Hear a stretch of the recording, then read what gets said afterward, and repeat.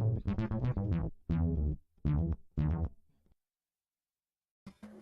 morning, everybody, and welcome to This Week in Indies for July 4th, 2021. Yes, it is America's Independence Day, although it's always time to go indie now. So we're here to do that and much, much more.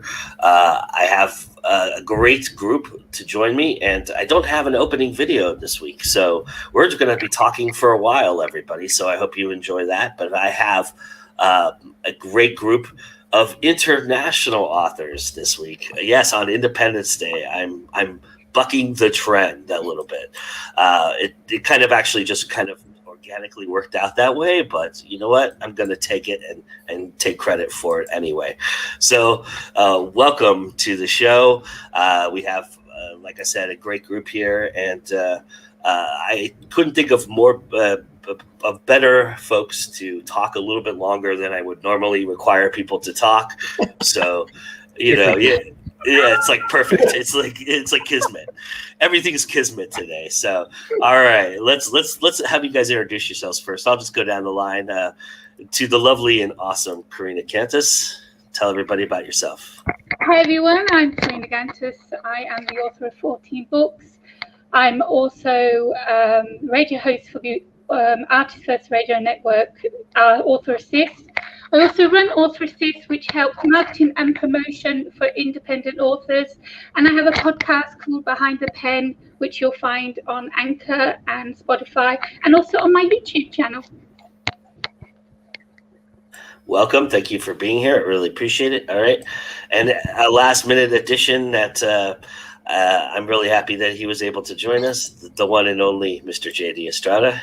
Greetings, fellow humans. I am your official and unofficial 00 Banana secret agent. I am also an indie author. I'm from Puerto Rico, so that means that I am a U.S. citizen. Not going to go into that topic.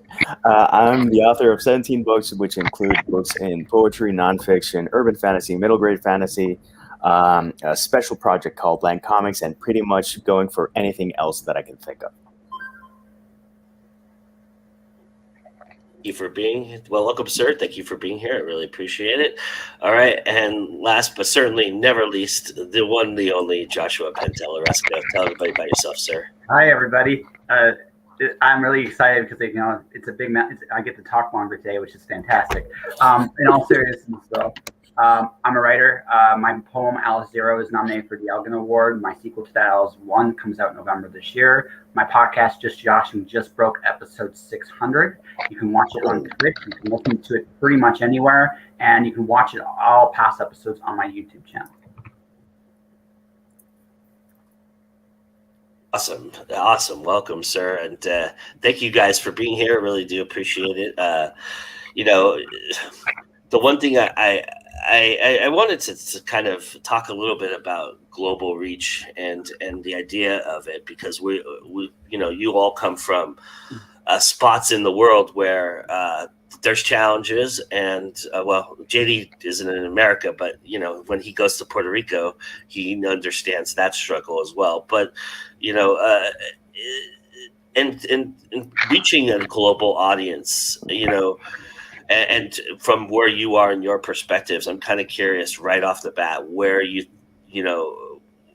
what is some misconceptions or some things that you kind of think about that people don't really understand when it comes to reaching a global audience? So, if that's okay, I'll go first. I'm really curious about Karina's perspective because, again, it's different. Europe's a different market than all of its own. When I look at it just from the point of view of my podcast and just the point of view of when I write a book, like when I lived in the States, Phoenix, Arizona had an event called First Friday, and I would literally park up a table and I put myself against things I had no business being around, and I would have a big mouth and I'd sell my books to people, and it was a great experience. I learned an awful lot, and the platform was there for me to do it, and I'm grateful. So in Canada, what I'm always amazed at, and I've said this plenty of times on my show, I interview Canadians who are some of the most talented people in the world, but the platforms here to push people to that next level are almost non-existent. I think the biggest misconception a lot of Americans, I think, have is I don't think they realize how much platform you access they really have. You don't see the difference until you're not there. So for me, as a Canadian, I look at the fact that, okay, I'm interested in obviously reaching the American audience, but one of my actual biggest challenges is how do I reach my own country's audience? Because it's not built for that at all. And it's like, well, on the one hand, you can build something completely brand new. That's cool.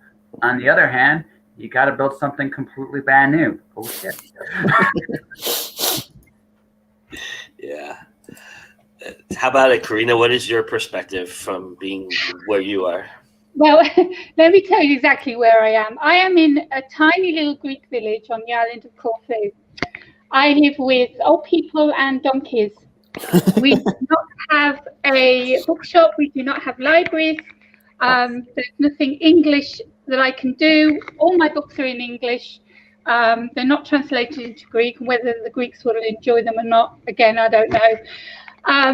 Translation is something I'm really seriously thinking about, though, to get my books further out there, to reach that global audience that don't know about me yet. So all of my promotion has always been online. Everything I promote, my books, the marketing I do, the only thing I can do is online. And what Josh was saying, that since the pandemic hit and people were having to stay in stores, authors were like, well, what do I do now? I can't go out to talk about my books. I can't go out to cons. What do I do? Well, the thing they don't understand is it's always been here, and they now know about it, is that the platform is open worldwide. Because of things like StreamYard and Zoom, we can get to anybody around the world. My podcast, again, I've talked to people all around the world, and it's amazing. And if you're one of those that's scared of the camera, don't worry about it. Just, you've got to get out there. People need to know about you, and there is nothing stopping you. There's, even if, you, like I said, you've got a fear of cameras. I know someone who I've worked with for many years, and I said to her, it's about time you got on camera and started showing who you are and talking about your books and getting on panels. And she's scared to do that, but she knows that she has to do that now, because she's done as much as she can on the platform she has. She needs to use this platform that's been open for as long as I've been an author, let's say 27 years. It's always been here, and it's only now that authors are learning that they can reach anybody around the world, and they just need to utilize it. That's awesome. Yep. In terms of me, my comment is, if you can write and you can talk, you can connect. And if you can connect and you have the internet, you can connect globally. It's not that I have huge audiences worldwide, but how many people do you know that have someone who reads them in Nepal? I do. And to me, that always blows me away. Different platforms, you connect with different people and different opportunities. People gravitate to the most random things, and each social media platform has a different audience. When you think of BookTube and YouTube and AuthorTube and all the subcultures that are there, I've been able to connect with people from Denmark, Holland, Norway, Germany, Italy, obviously people from Canada, obviously people from the US. Being from Puerto Rico, the challenges are different because I have to convince people to give me a shot, because my first language is Spanish, but out of my 17 books, one is in Spanish. Everything else is in English. So I have to convince people that, yes, I may be Puerto Rican, and yes, that might be my first language, but when I write in English, it's not going to be a piss poor translation. It's going to be someone who's thinking in English, creating in English, and connecting in English, whether it's in any of the genres that I write.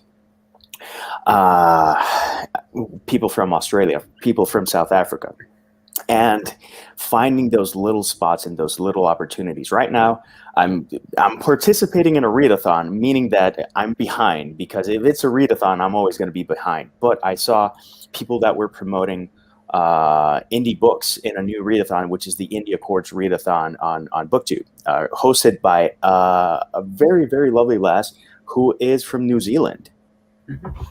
What the hell? And just because I saw a video, I was like, what is this? And then I went down the YouTube rabbit hole. When you go down the rabbit hole and you genuinely connect and you leave a comment and someone responds, because it's always give and take. Some people you can leave 20,000 comments and they'll go like, okay, thanks, bye. And then there's other people that engage. And I've seen people that have 200, 300 views and they have 80 comments and they respond to everyone in depth. And those are the people I like to connect with. Lana's one of those people, and I can mention people from most countries that are that way. Giving yourself that opportunity is always going to be a good thing. Losing the fear of the camera or the podcast or whatever is always going to help. And if you like conversation, you can do this. That's the main thing at the end of the day.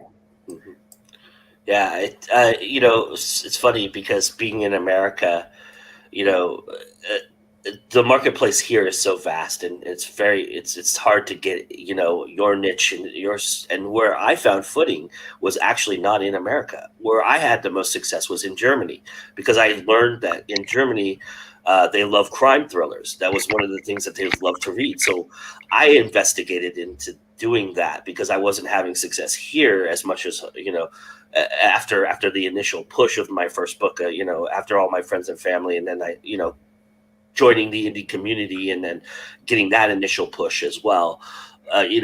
After that, though, it waned and it died. And no matter how much marketing I did or whatever I planned on doing, and I made a lot of mistakes. It was my first time, so I made a lot of mistakes, as first timers do. But then I looked at other marketplaces because I figured, you know what, if there might be a smaller niche market that I might be able to tap into, and Germany was that marketplace. And so I learned about that, and I actually talked to a German publisher. I talked to German translators, should I translate this into German? And they all told me, no, keep it in English, because you'll even have an even bigger niche because you're an English writer. That the Germans love that kind of thing. I mean, I had to actually take out some words because some words in English are offensive in German. So I had to kind of move it around a little bit and change a couple things.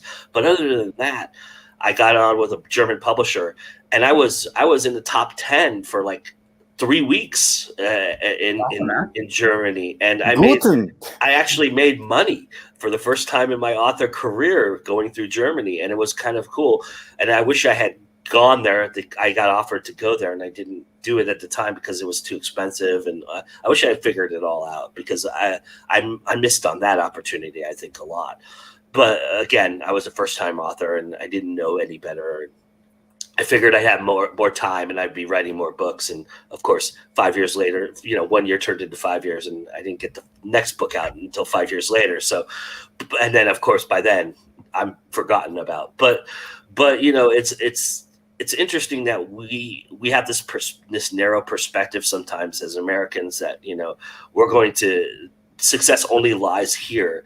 And it's interesting to hear the international perspective that you guys, while America's important, it's not the be all end all, because you can make it anywhere. As JD was saying, that this whole thing on YouTube is being spearheaded by a New Zealander, and Karina does things constantly that she's helping other authors with, and it really has nothing to do with where they're located, and Josh is the same, and it's interesting that that's the perspective. Well, I think like something I'm going to emphasize, like, actually we should talk about what we did like last weekend, because that's important. That's a cool thing too. Mm-hmm. But first, I'm going to say is, like, I think the weirdest thing, I always am amazed by this. When I look at my podcast and where I have listeners in France, Ghana, Russia, China, and I'm like, how? China, especially the China one, blows me away every time. It's just like, how, right? But they will find the way. It just found a way. Like Ghana is cool. Like it's like, wow, I'm in Ghana, but it's like China. How did I get through that? I don't know, right? But it's like, the thing is, like, in one really real sense, the world is a smaller place, and the fact of the matter, I mean, this is what we're doing right here. Joe's in California, right? JD is in Georgia. Karina is in Greece. I'm in Canada. The fact that we can have this conversation cannot be stated how amazing that is, because even as early as 10 years ago, I might have been able to have this conversation with Joe and JD. Maybe. There would have been no chance in the world I would have been able to do this with Karina. And I mean, we've come a long way. And the fact of the matter is, I mean, the world, we have more access to each other's windows now. I was just talking to somebody because we were arguing about marketing and how when the market. I say it's never too early to introduce yourself to people, because here's the thing, right? If you know who I am, like, marketing is all about connection. It's not about sales. It's about connection. Because people get a sense of who you are as a person. And everybody, everywhere, it doesn't matter who you are looking for people to relate to, even if they don't know them personally. Because if I have that connection, it's like, hey, this guy has a big mouth, but he's occasionally funny. What else does he do? They look and they might invest. Thinking they might not be their cup of tea either. But the fact is, now I have something, I have a presence. And it, like again, when I was doing conventions, that was the thing. It wasn't always about the sale right then. It was about getting myself known so people know who I am, so that when they come see me, there's a relationship there. And you can have those relationships all over the world now. That's the first thing you have to know about marketing. It is you're marketing yourself before you market your book. Because why should someone spend money, hard-earned money, on a book that you've written when they don't know who you are, or if you're a good writer, or your background? I mean, you don't have to give your life story, but you have to make a connection with these people that are out there before you even speak about your book. Marketing is about marketing yourself, and to do that, you go wide. You go as wide as you can, whether it's your own podcast or going on to podcasts, going on to radio.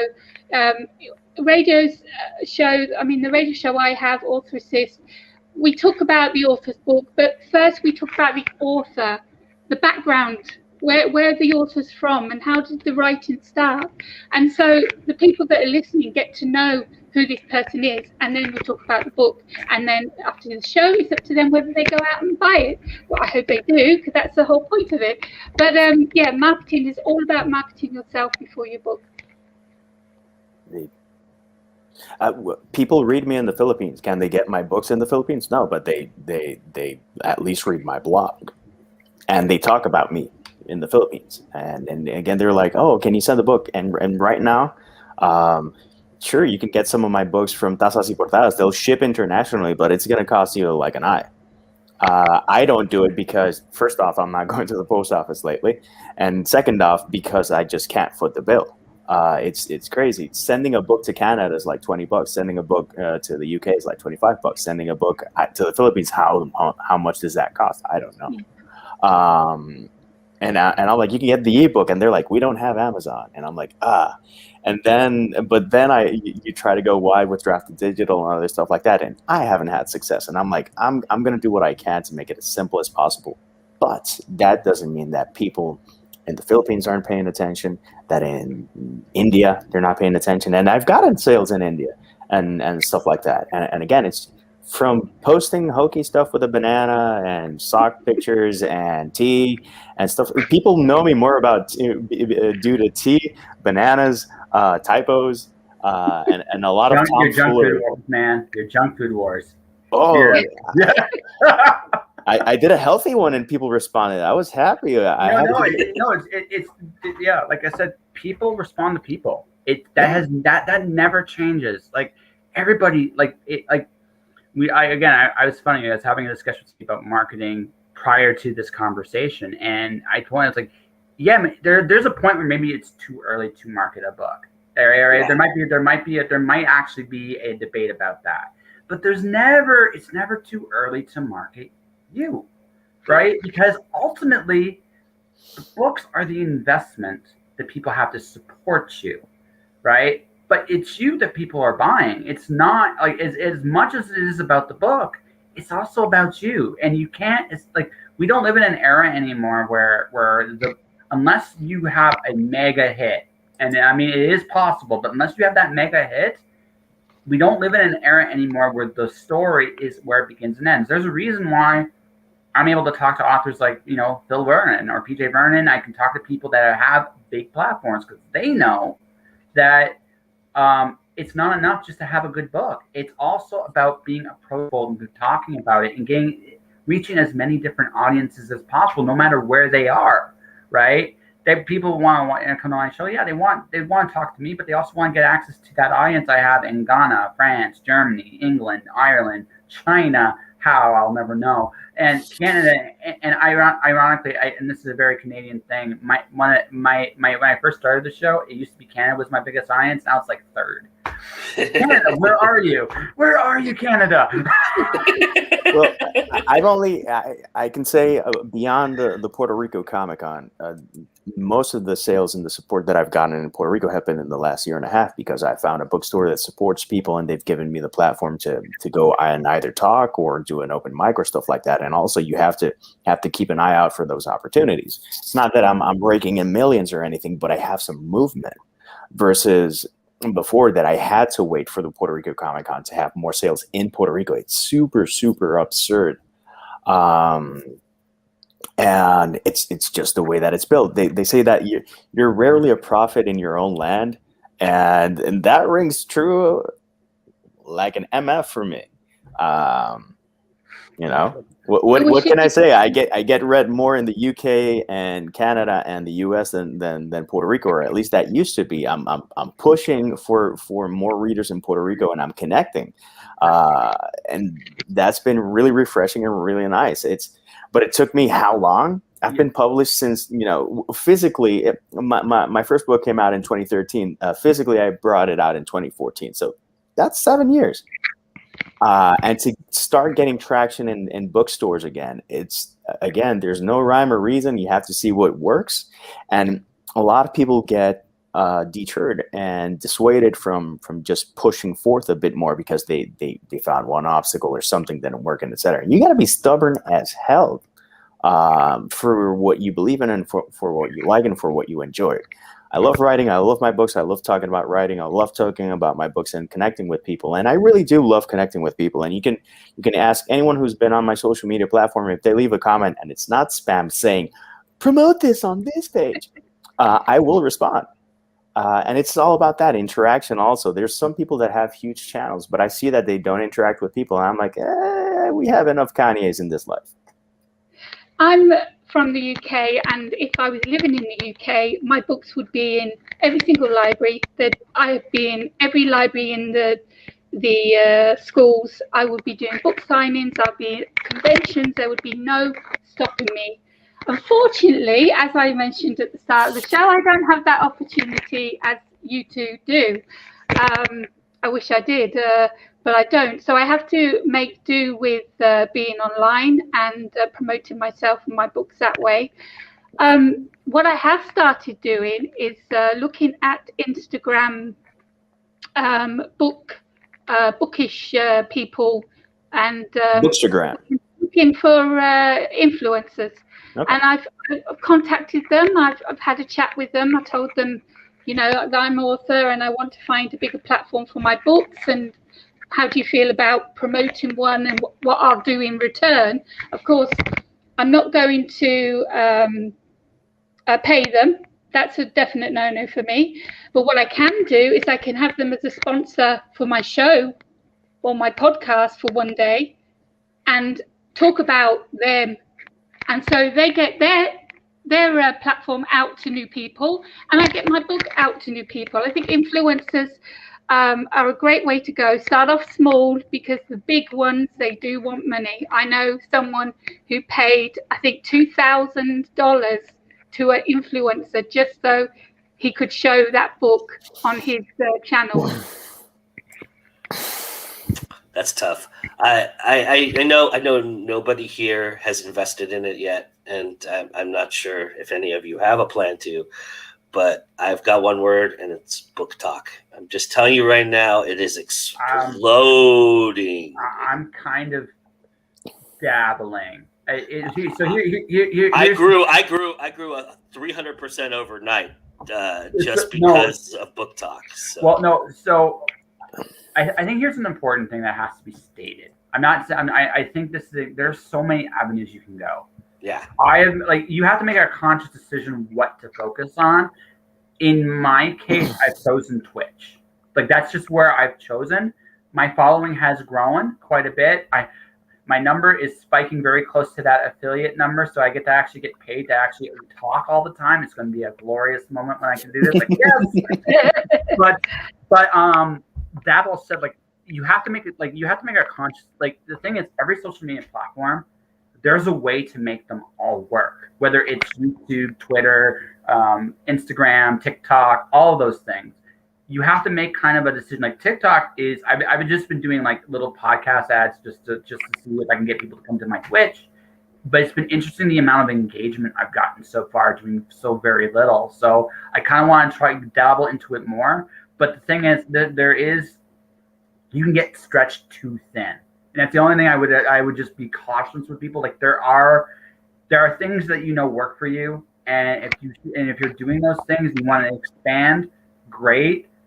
Go where you're comfortable, and don't try to go I'm everywhere, because you could literally spend all day marketing and no days writing. Yeah, we had this conversation for anybody who wants to go check out, and we'll talk a little bit about conventions here in a second. And I apologize for the coffee being brewed in the background. I expected Josh to speak a lot longer than he did, but that's all right. Well, in terms of conventions, that's a whole other ball of wax. Yeah. And again, I've done well in the Puerto Rico Comic Con, and the last time I was able to do an event was in 2019. It's been a while.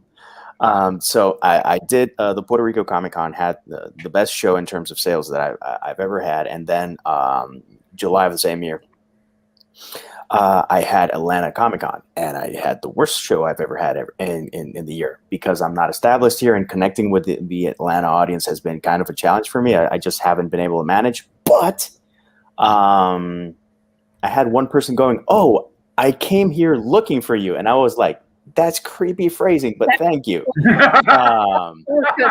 But it was just one person, and again, it's perspective. It's how people accept you. It's how you get in touch with different people. It's all about connections.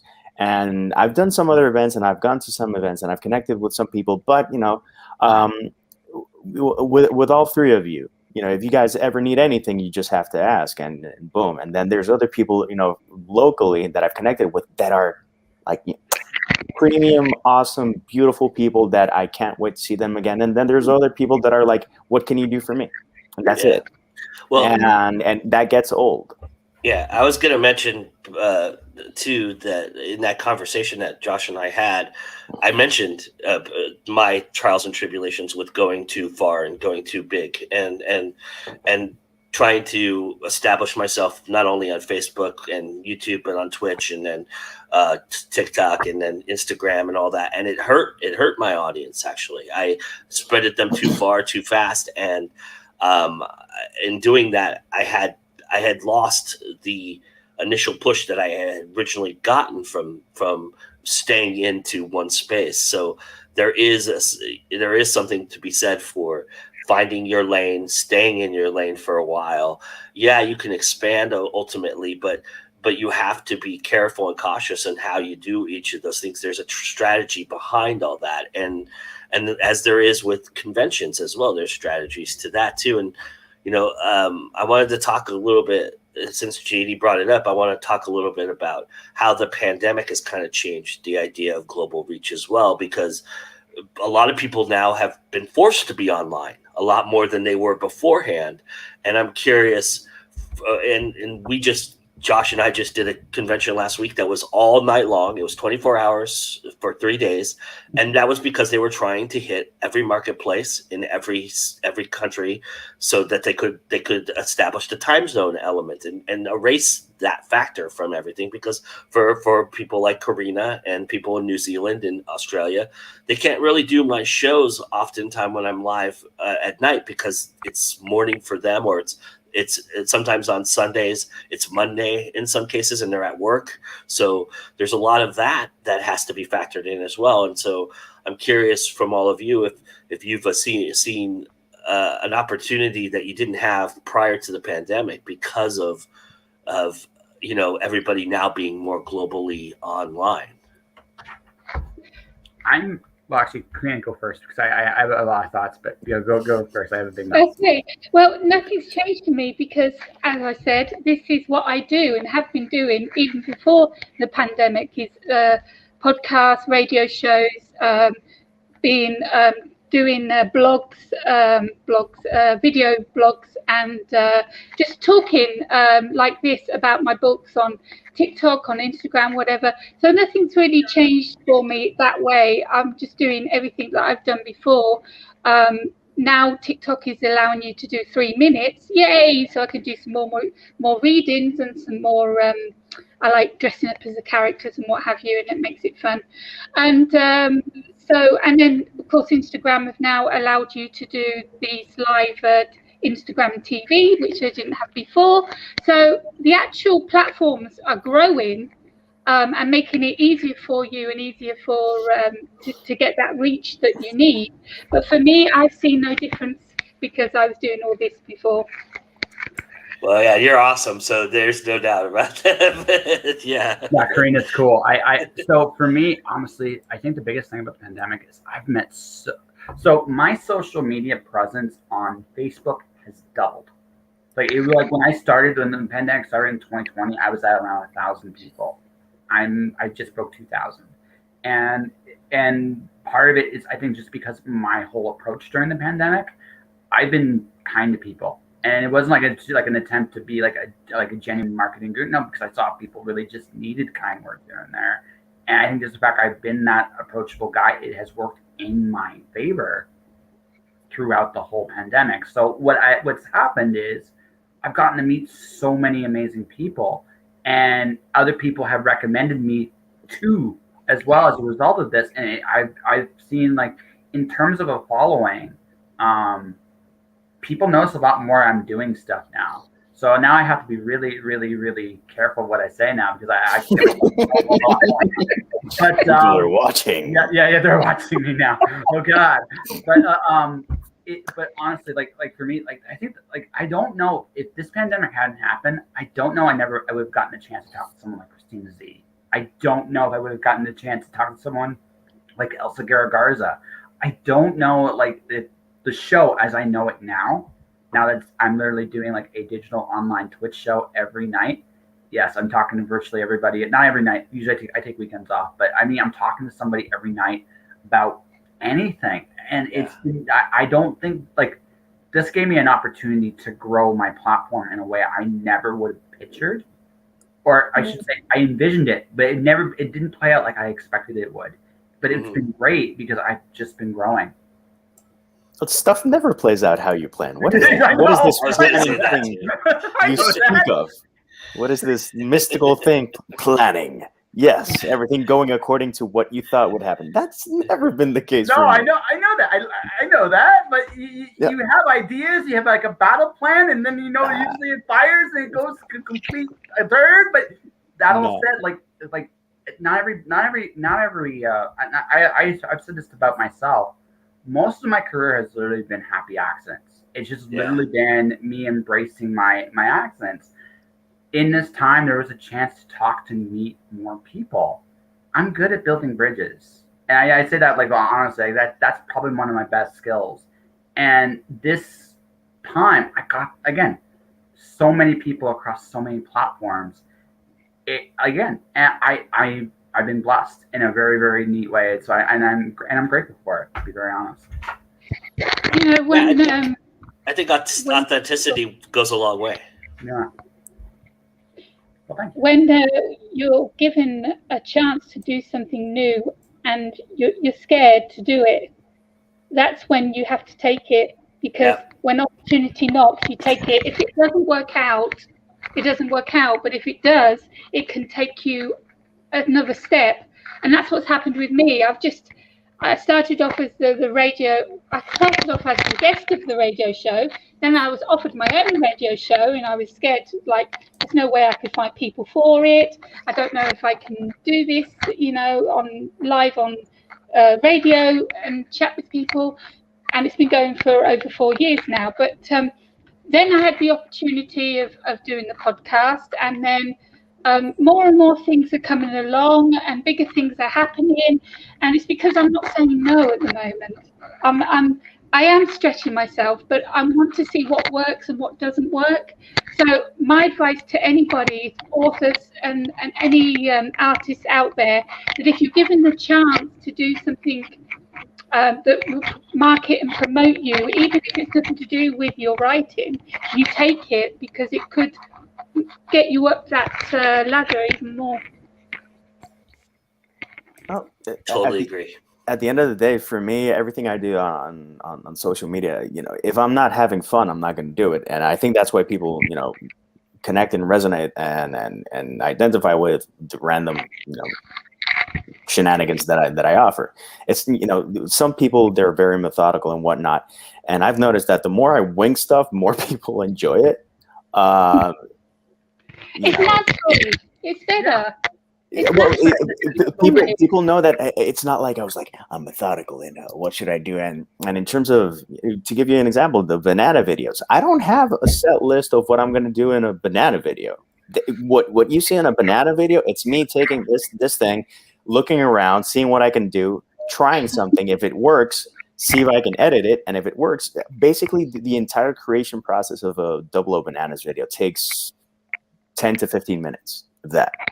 A visual typo, one of my rules for when I do the visual typos is that if I have to spend more than 10 minutes on it, I'm doing it wrong.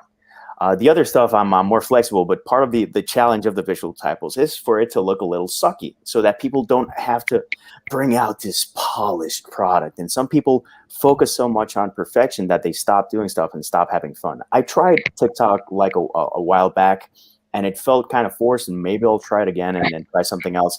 But until I find something that's fun, that's going to be my challenge. And again, if you're having fun, you're winning.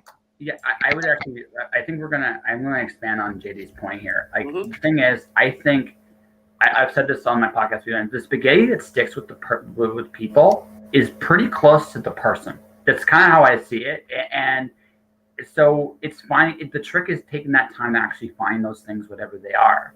Like, I'm interested in like tech. I would be interested in TikTok and learning more about it, but I also want to come at it in a way that no one else is doing right now, because that, like, to me like any other platform, it's not about what everybody is doing, it's about what you're doing, because you want to try to stand out.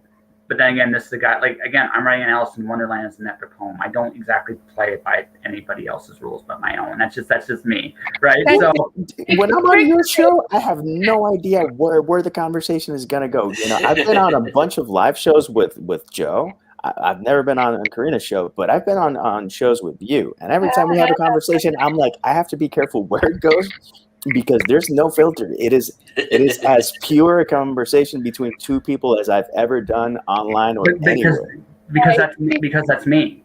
I don't lie well. Like, I mean, I'm just being very honest with that. I'm honest enough to just to say I do lie, but I don't do it well. So I just like, why? But Joe's favorite episode with me, I literally left like 10 minutes of me walking to a bar and all the background noise in there because I thought it was hilarious. It was very good. That's all. Yeah, everybody go check out the Car Library. It's like episode 376. It's like it's an earlier one, but literally we start in a restaurant. We end up going to a coffee shop, and I thought about it, just like cutting that like thing, and I thought about that, and it was like, nah, yeah, fuck it, it's gonna stay in there. And I literally said it like that. That's literally that was my whole decision process in there. And for 10 minutes, like, and because you still hear all the background noise of us walking, talking, there's still stuff going on, but I did something to it, like I said, again, that's the authentic, like, that's what I bring to the table. I'm not afraid to go anywhere or do anything with my guests. I have no problem looking foolish. I give zero fucks about that. And That's why people love that, right? Right. And that's Yep. but that's it. That's the appeal of my show, and I know that. So I don't try to change anything that way. Now I'm trying to make a little bit more polished in terms of quality of sound and stuff like that, and that's something I do need to work on. And that's me being honest. Call it saying where my shit stinks a little bit. But when you get right down to it, and I'm honest enough to right. But Behind the Pen was just for authors when I first started, and all I wanted to know was your name, the author's name. I don't want to know. I didn't check the books out. I didn't want to know anything about them, so that when we started talking, we knew nothing about each other, and through the interview we learned who that person is behind the pen. Then I was thinking, well, it's not just authors that use a pen. Illustrators, musicians, and so it became Behind the Pen Journey of an Artist, which has just exploded, and I'm getting actors and directors and illustrators and musicians from all around the world, rappers and rock bands and everything. And again, I just want to know their name, because I want my audience, when they're watching it, to learn who that person is behind the pen. So there is no script, there are no questions ready. We just talk, and it goes from A to Z to F to B. You know, we go right off topic, and it's brilliant. As long as we come back to what they need to advertise while they're on the show, as long as we get that part done. But we could talk about anything, and it just goes anywhere. And I love that, because, as you said, it's authentic, it's real. You're not becoming, or not trying to be someone you're not, and you're getting the truth out of this guest, because they're not ready with the answers. You could ask them a question and they've got no idea how to answer it, and it's going to be, what comes out of them is going to be the truth. And I think that makes any show and any platform, it's authenticity, and it's realism, and it's getting to know who the person is behind the pen.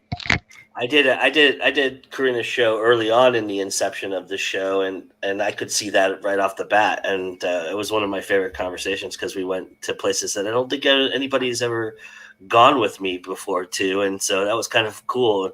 I encourage anybody to check out the show for sure. I just encourage everybody to check out everything you guys are doing.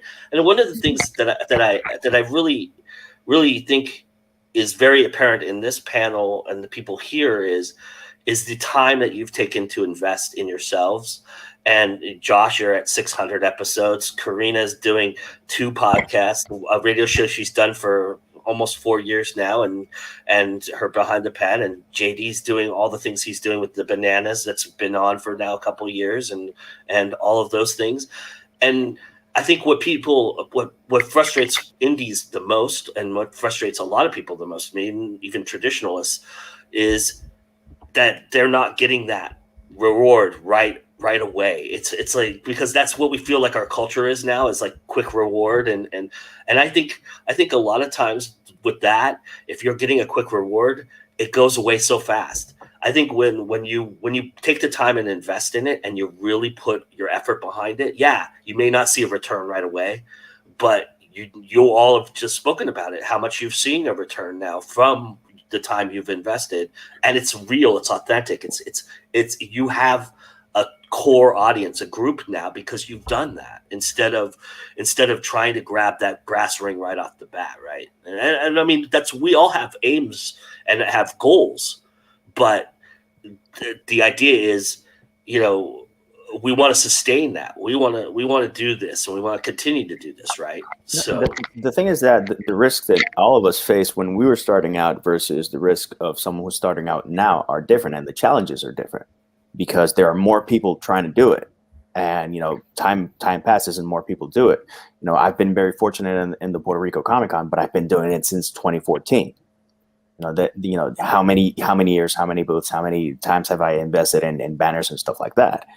That stuff that people don't take into account. People think that I can post it on Amazon, it can be free, and I can use a free cover, and I can use a free this, and I can edit it myself. And it's like, if everything's free, you better be top notch and badass, because if you don't get results, then what do you expect?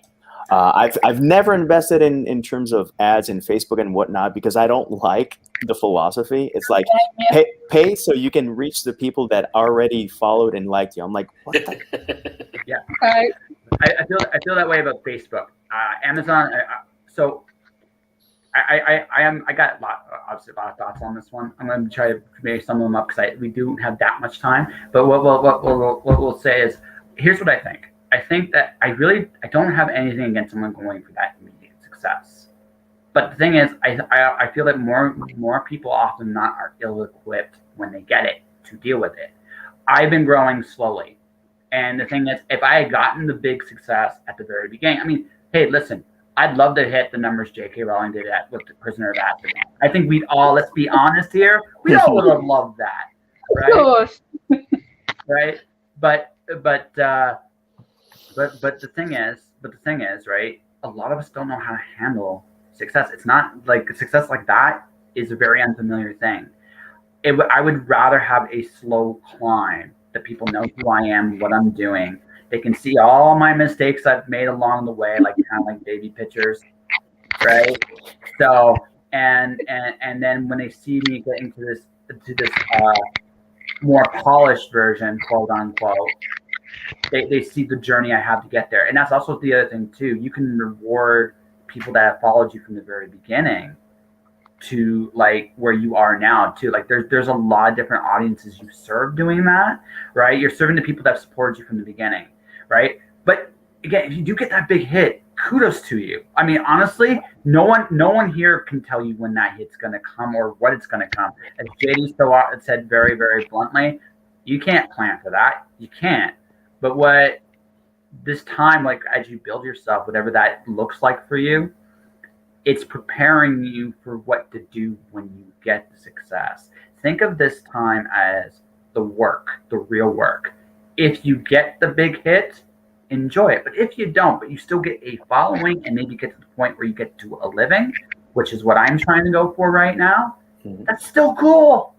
I mean, how many people can say they make a living with their words, right? Awesome. Yeah, that is exactly what you're saying. Someone said that if you put a short story upon an international film festival, you could be selected. I was like, well, isn't that to do with films? Yes, but you put it up as a script, short script, they might accept it. So I'm thinking, well, if they accept short scripts, surely they accept short films. So I started researching, and I found a place that does all of the international film festivals. I put a couple of my trailers, because I do trailers for my own books and for my clients, up on these international film festivals, and they were selected, which was amazing. That meant they were actually going to be played at the festival, and then they won. So it's like, yes, there it is.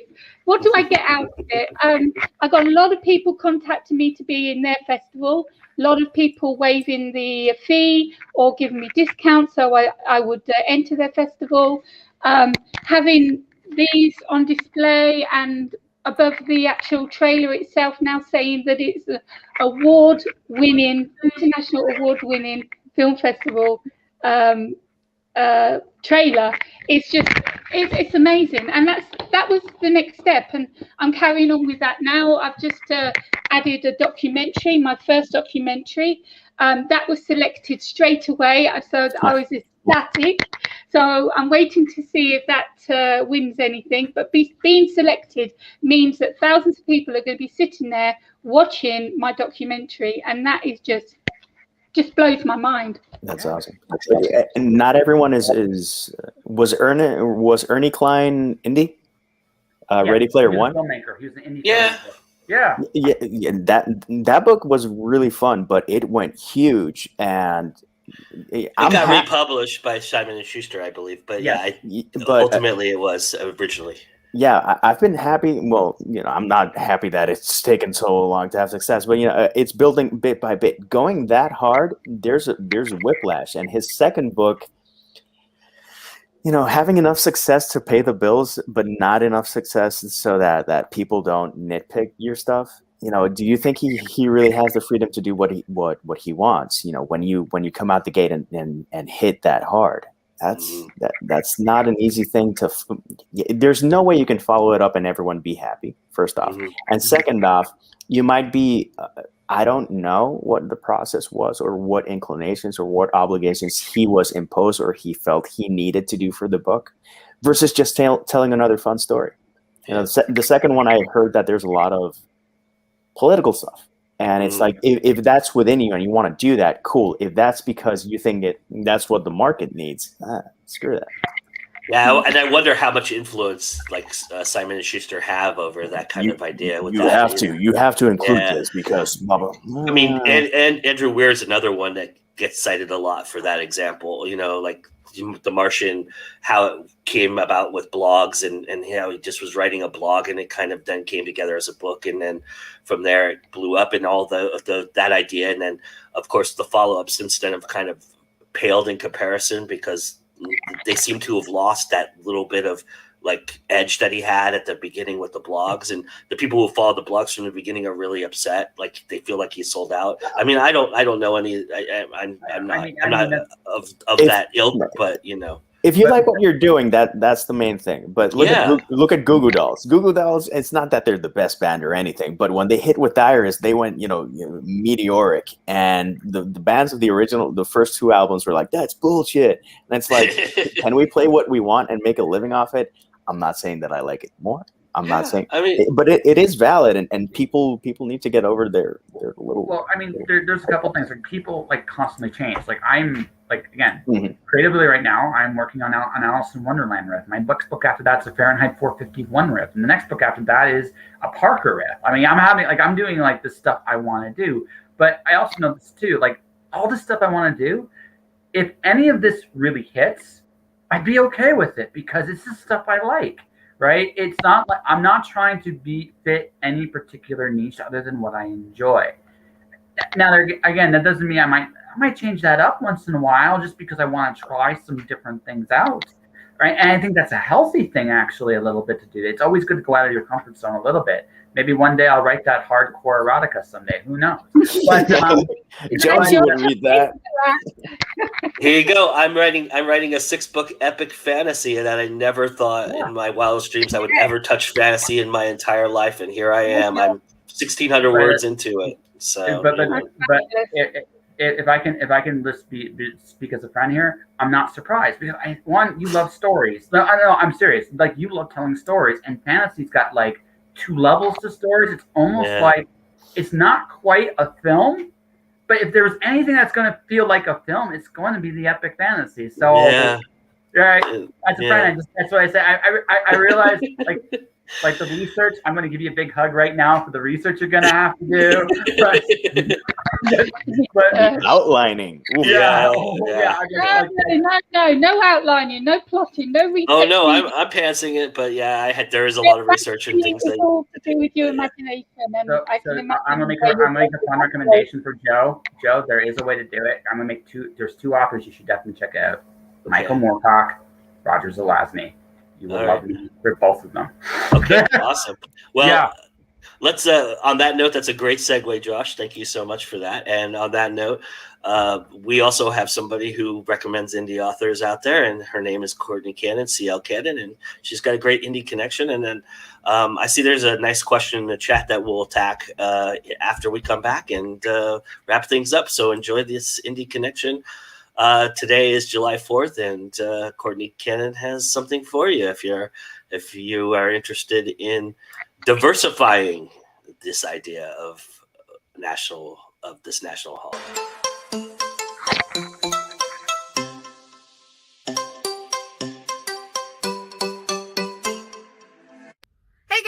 Kenan here from Fiction Atlas Press, bringing you another Indie Connection, and today, this Indie Connection is going to be airing on July 4th, and I thought it was really important to talk not just about how great America is, but how far we have come and how far we still have to go. So we're going to be tackling racial inequality with This Is My America by Kim Johnson.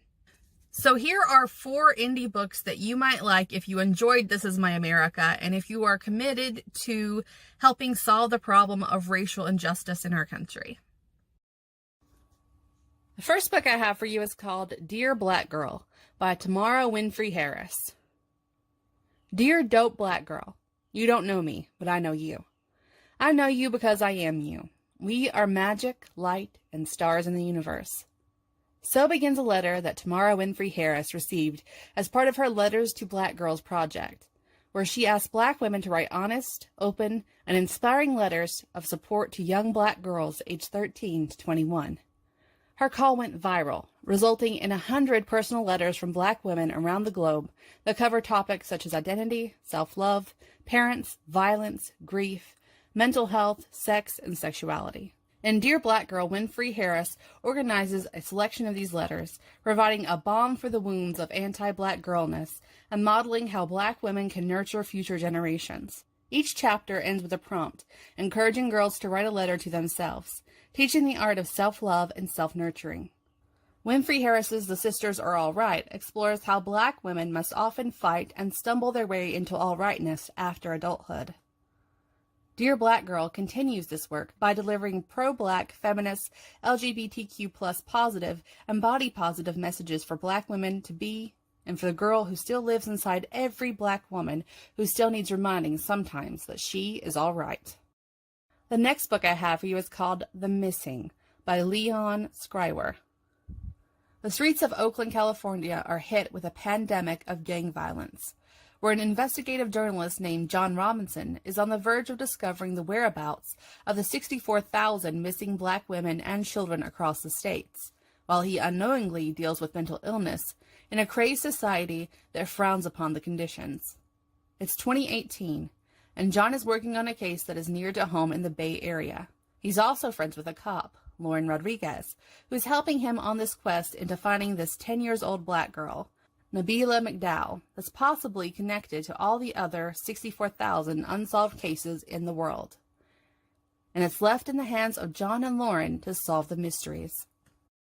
The third book I have for you is called If She Were Blind by Lainey Wilde. Not everyone can get justice the traditional way. That's where Estlin Collins comes in. A young lawyer in Santa Monica, her legal service after 12, works outside the courtroom to tip the scales when the justice system has failed, for a price. Thanks to her powerful underground network, Estlin's success rate is stellar, and her inbox stays filled with inquiries from the desperate and vengeful. But when one of those names is a ghost from her past, seeking vengeance against her, she's shaken to her core. Off balance and scared to be alone, she makes an impulsive move for a guy. He's a complication she doesn't have time for, but it turns out he may also be an unlikely, if unwitting, asset. Treading the rapidly thinning line between personal and professional, Estlin pursues her target while outrunning the one on her own back, only to find she may be running into a lot more than she bargained for. The fourth book I have for you is called Ethic by Ashley Antoinette. Ethic has power, but love has always been evasive.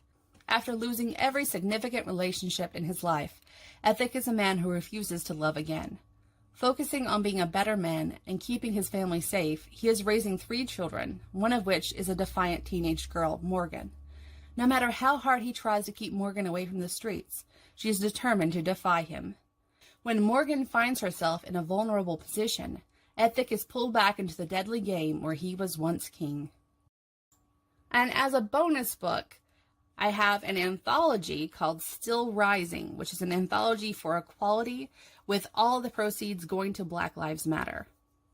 Here's the synopsis. Stolen lives, twisted histories, lost identities. Forced to the margins of society, they were treated as less than human. Blamed for their own brutalization, they were expected to stay silent. Shamed out of loving freely, they were removed from the protection of the law.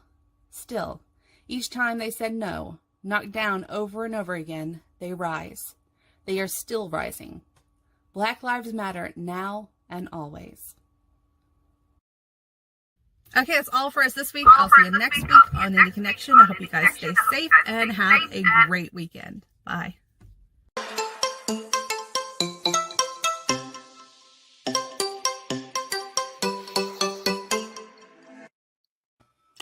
All right, and thanks to CL Cannon for that lovely Indie Connection and awesome books. I really liked the fourth cover. That was really nice. I really enjoyed that one. But great books to go check out. And yes, we need. It's funny because I did a show. I produced a show. I was not on the show for the reason that you see right here. I'm a white middle-aged man, and I'm the problem. So I was not partaking in the show. But we did a Black Lives Matter. Black Publishing Voices episode of our town hall show that Julia Allen hosted with Brian Tan and Tanya Todd and a couple other great professionals in the business. And the 1 year anniversary just came up of that show. So I just reposted that on Facebook. So if you go to my page, you'll see that up there, and I'll put it out there again for everybody. But that was an incredible show. So one of my proudest moments doing GoIndieNow. And I really applaud Courtney for doing what she did there. And it's an awesome Indie Connection. And so with that being said, I have a bunch of, the chat blowing up. Book talk is addicting. And then Courtney says to JD, to come to the dark side, we have cookies, while mostly crowns, overflowing TBRs, and shelf envy. I'm sure there's cookies somewhere. I'm sure there is too. Hey, Courtney, is there ice cream? Is there ice cream there? Has to be. There has to be. If there's cookies, there has to be ice cream, right? Yeah. Mark says, happy 4th of July to y'all. Well, to those of us who are Americans, I guess. And then I heard that he reversed his whole MC character arc in Ready Player 2. Fans hated that. So I haven't read that. Last book I read his was Armada, which was his other one shot. I get and just real quick before we move on to the question you had to ask, I get the feeling that he was allowed to kind of tell his own story with the second book, but after that he didn't do as well. It was like, okay, go back to the thing that really worked. Yeah. So I mean, so this came up, and Mark's throwing out a bunch of random questions here, but I thought this was an interesting one. Have your sales increased or dropped during this pandemic? And we were kind of talking a little bit about how the pandemic kind of changed the outlook of people being online and everything like that. And again, I'm not sure it's all about sales, right? I mean, it's about connecting, and I think I want to kind of add to that a little bit. Has your connection, and Josh, you've already alluded to it, that it has your connections increased? Have you felt like your reach has increased a bit, and has that led to, we always talk about you got to be you first and then sales will come, right? So has that happened for you guys? Have you seen an increase because of being around? So I'm going to yes, but for me it wasn't just one. I made a decision last year to become a freelancer full time. I made that decision on my own. I had made that decision before the pandemic. It just, again, as JD says, plans go to shit, and sometimes that was a big thing about that. But so in terms of past years, I could say as an indie, yes, I made a deliberate, conscious decision just to try some things out, to target Amazon.ca as the link to go to order my books. And so my first book, The Cloud Diver, did okay. I actually cracked the top 1,000, I think, for like orders in Canada. Ala Zero, my chapbook poetry book, actually did better, right? And so I think for me, it's a combination of the fact that people know who I am, which definitely doesn't hurt my feelings. But also the fact is I was consistent in what I did. And also what I found was this connections have given me, it gave me access to pitch and do a lot of other like quote unquote hidden job market stuff. Like I'm literally writing like I mentioned this off the air. I'm writing an article for a magazine because I know the publisher, and it's just the connections I've made over the last year have helped open doors for me that may not have been available elsewhere. So.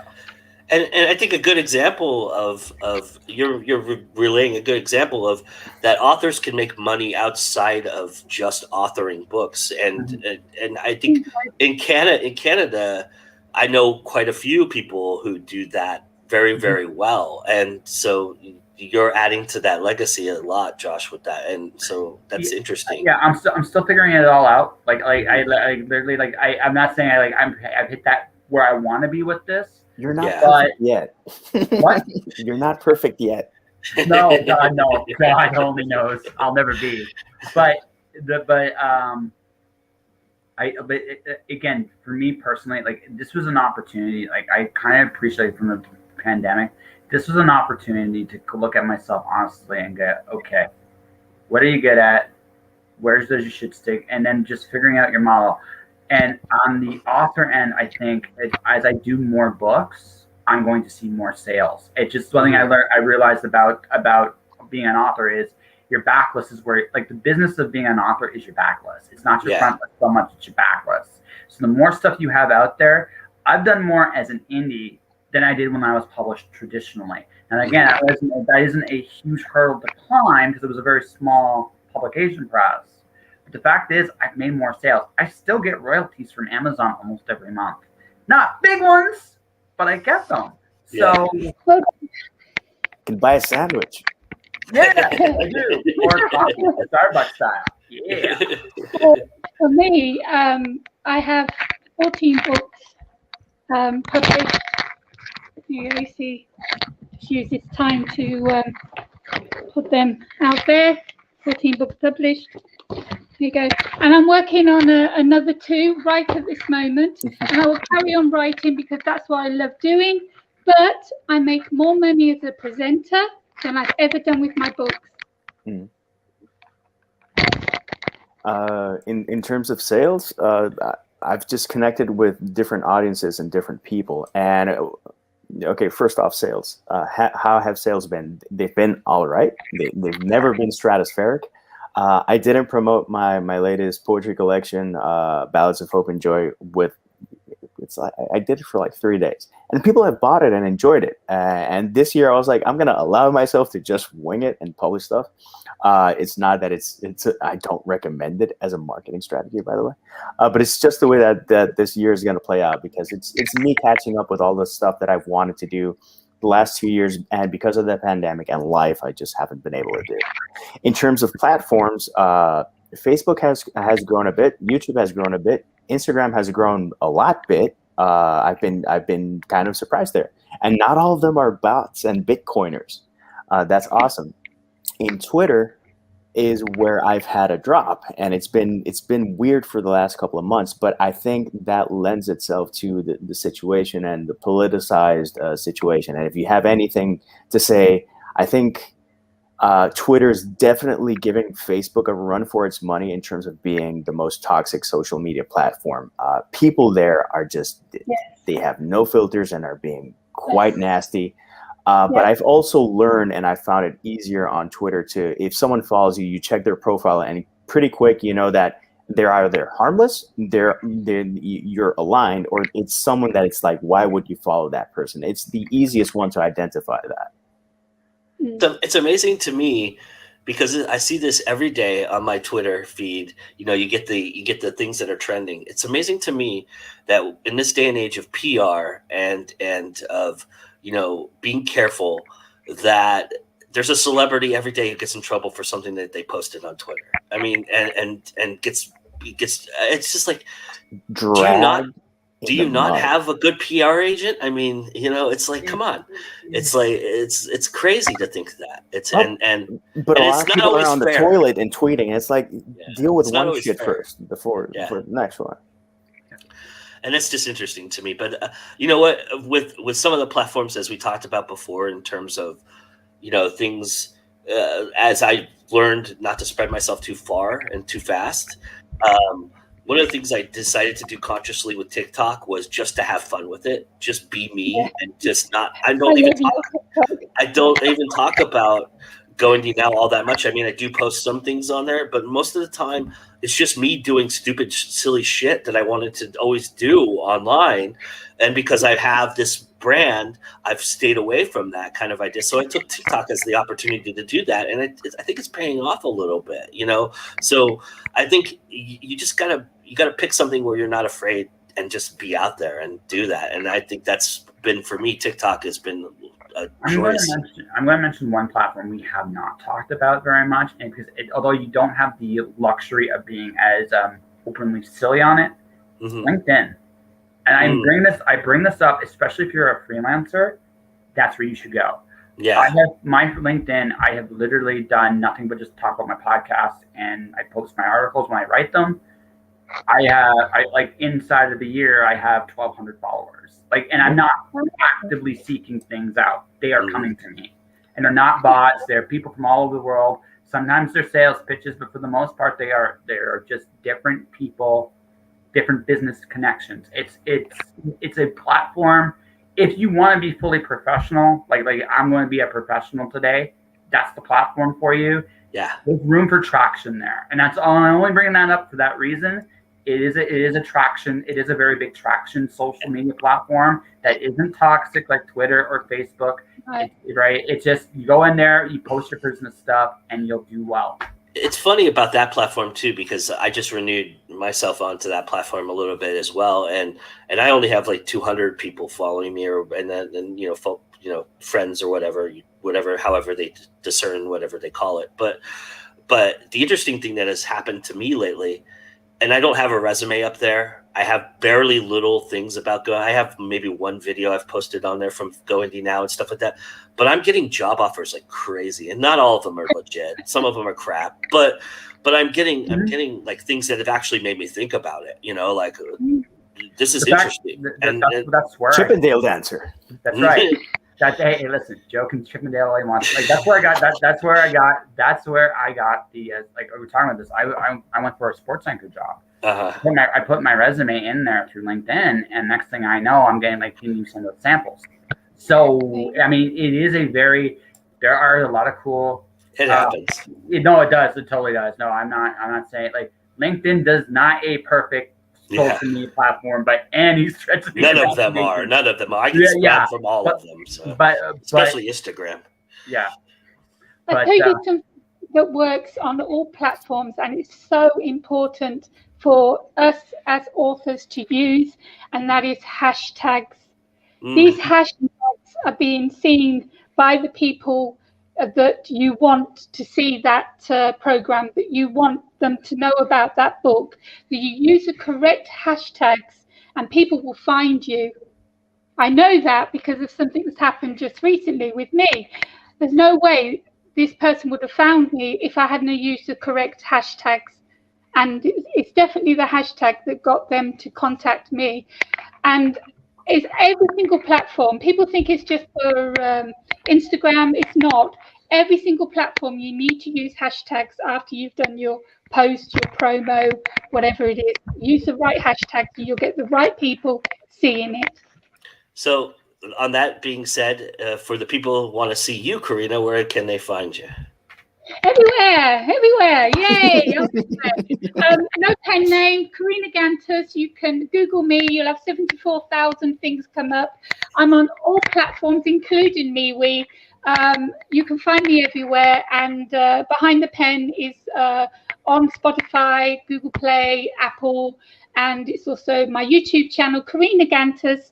I have over 1,000 videos, I think, on there now. Everything from narrations to trailers to my show, Behind the Pen. So you can find me everywhere online. Nice. Awesome. Mr. Estrada, where can people find you? Look for that little doobly-doo on Twitter, Instagram, Facebook, YouTube. I do have a blog, which is jdestrada.writer.blogspot.com. I will share the content in other places just to make it easier for you.